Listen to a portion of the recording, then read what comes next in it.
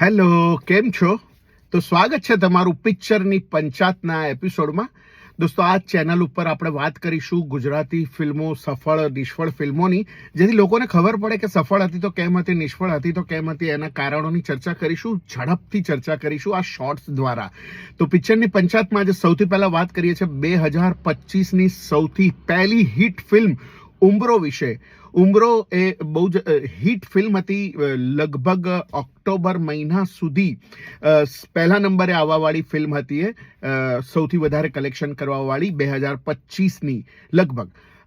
અને એ film hit કેમ હતી?